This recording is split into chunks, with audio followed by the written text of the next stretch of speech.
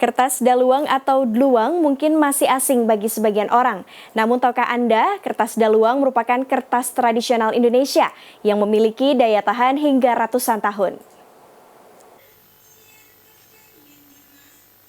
Inilah kertas daluang, kertas tradisional Indonesia yang terbuat dari kulit pohon saeh atau paper mulberry yang ditumbuk.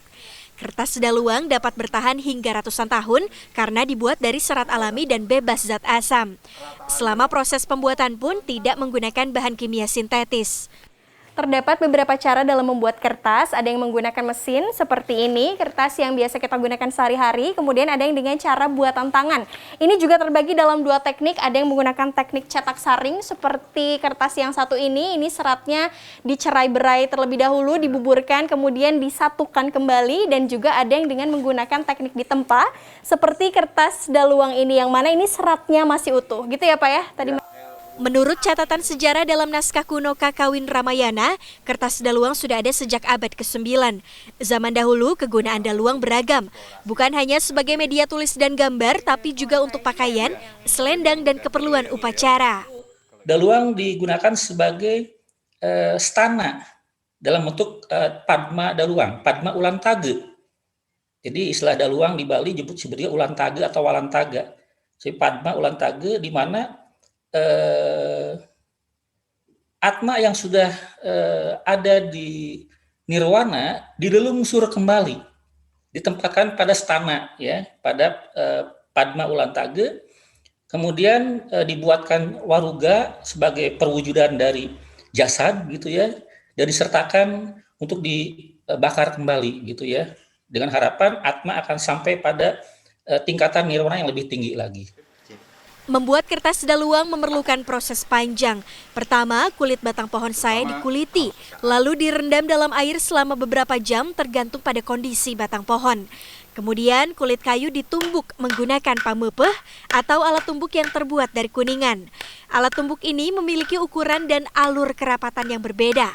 Kulit kayu yang sudah ditumbuk dilipat atau ditumpuk oleh kulit kayu hasil tumbukan lainnya agar serat-seratnya lebih rapat. Setelah itu, hasilnya dibungkus daun pisang untuk proses pemeraman selama 3-5 malam agar mengeluarkan zat perekat alami. Barulah masuk ke proses penjemuran di bawah sinar matahari langsung dengan cara menempelkan lembaran kulit kayu ke batang pohon pisang. Untuk finishing, kulit kayu yang sudah kering digosok menggunakan kerang agar menghasilkan lembaran kertas yang halus, rata, dan padat. Salah satu pembuatnya adalah Ahmad Mufid Sururi yang sudah 15 tahun membuat kertas tradisional ini. Seperti tahap pengupasan, kalau kita sembarangan, itu bagian tertentu akan tersisit, malah terpotong, dan itu akan mengganggu nanti di hasil akhir, di tahap pengupasan. Di tahap perendaman awal, kalau terlalu lama itu malah jadi membubur. Lalu tahap penempaan, kalau memukul sembarangan, acak, itu juga kita akan mendapati daluang yang tidak rata di hasil akhir. Lalu di tahap fermentasi, kalau terlalu lama itu juga busuk, hancur, malah bukan menjadi kekuatan, tapi bakal menjadi kerapuhan. Lalu pengeringan, ya kebersihan juga itu kan perlu dijaga. Kertas daluang dinobatkan menjadi warisan budaya tak benda oleh Kemendikbud pada 2014 lalu. Warisan budaya tak benda adalah berbagai praktik, representasi, dan ekspresi yang sifatnya dapat berlalu seiring perkembangan zaman seperti bahasa, musik, tari, dan upacara. Rizka Rizlia, Helmi Suryanegara, Bandung, Jawa Barat.